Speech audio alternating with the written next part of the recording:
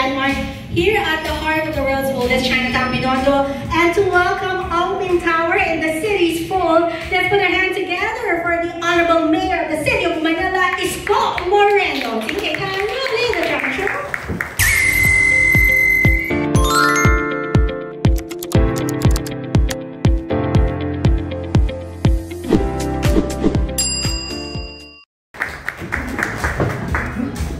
Thank you.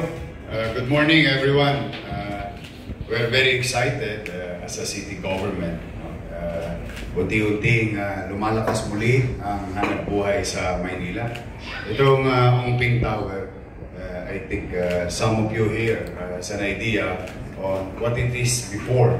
This is just one of those underperforming properties in the city of Manila. And when private sectors were engaged, here we are now today.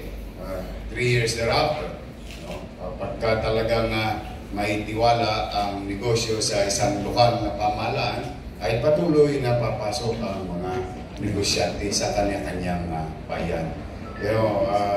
This is also one of the product during the time nang ako'y una ninyong mayor, isa sa mga pinakamalaking pagbabago in terms of policies and rules were introduced during 2019-2022, what you call the ease of doing business, the zoning board, and all other rules that gives equal opportunity.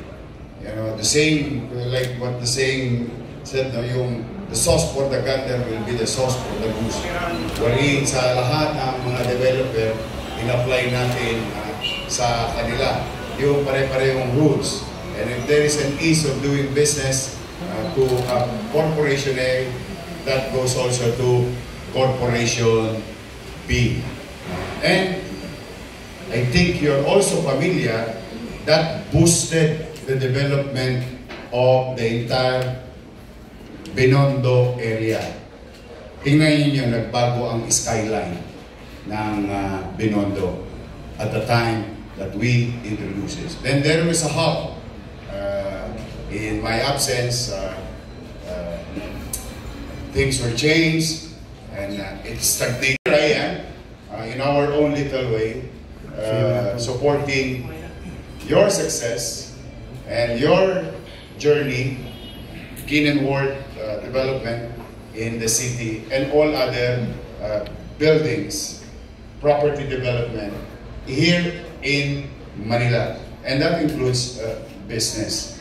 Kaya pumanatag kayo sa lahat ng mga gustong mamuhunan sa Maynila. The thing that we introduced that generated from regular 20-30 billion worth of business coming in the city before I became mayor, and it became 123 billion in just 1 year, at kasagsagan ng pandemya, 170 billion worth of development. The thing of the policy that were created then again was relieved today. As we speak, since July 1, ibinalik ko yung same rules, and we did it better. Just for the sake of most issues of development, the FAR or the FAR, floor area ratio. Yan madalas na pinang-hold up ng mga lokal na pamahalaan. Nandiyan yung maraming abuso na nangyayari. Now, under the zoning rule, you need to comply 22 items. 2 months ago, during the Manila Zoning Board, which I chair, we made it to 7. From 22 items to 7 items. Now, if you still fail to the compliance, you go to the exceptional circumstances or exception, special use permit. Under that rule, there is about 15 items to comply. Today is 5. So, the point being is that gusto namin talaga ay pumasok muli ang negosyo sa Maynila. Then, with that, I would like to share to to our businessmen in the city of Manila. You know, your city government has about 54,000 plus businesses registered in the city.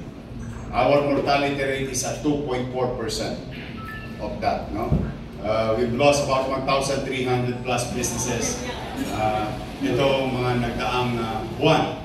But on the other side of the river, what you call growth, when we're speaking of mortality or retirement, there is new, and there is about 7,000 plus new businesses registered in the city that make us 12.9% growth minus our retirement at 2%. So your city of Manila grew at double digit in just a short period of time.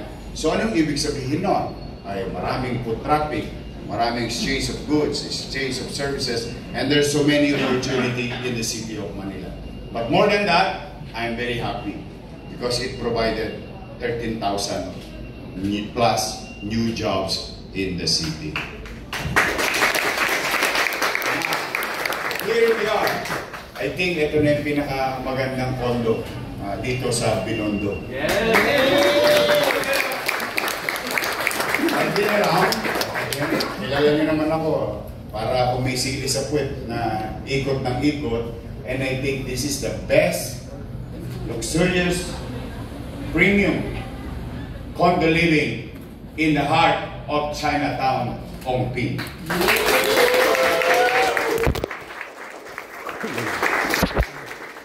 And the location is amazing. Totoo yung sinabi ni Kevin kanina. 3 kanto. Bira yun. Usually, frontage ka lang. Pag maswerte mo ko, may frontage ka, may lady ka. Pwede sa Wakali, pwede sa Nangka. Pero ito, 3 kanto. Kaya, very good location. Very good quality. Very good design. Because low density community, so maganda magpalaki ang mga ating mga community ng kanilang pamilya dito sa Ongping Tower sa Binondo, Maynila. Congratulations, Mr. Kevin. I'm really proud of you, with all honesty. I've been known Kevin when he was like gumagabay-gabay pa. Ganyan pa siya. Bisita ko pa yan sa Twin Tower nung araw. But I'm happy and proud of him leading the way to this new corporation, and I do believe that there will be more for the Kin & Ward company.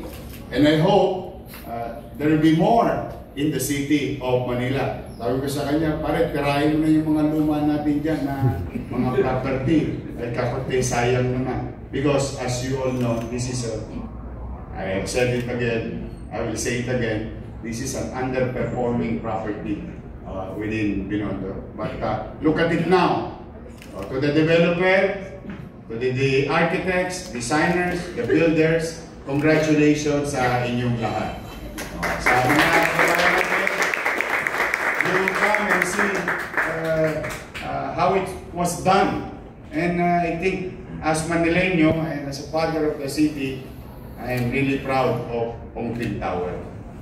That the city of Manila can now say, meron din kaming gatmabi dito. Meron din kaming pang premium dito.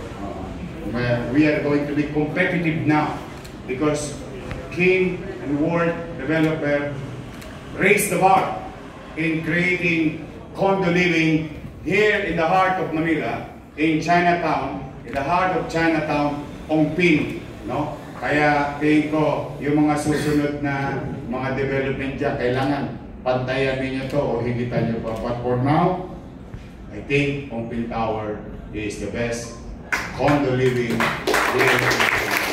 Congratulations sa buo-buo sa mga lahat. At ang may awa Diyos, tuloy-tuloy nyo lang. Always put it in your mind. May gobyerno na sa lungsod ng Maynila. No harm will come to you in your business. No disturbance.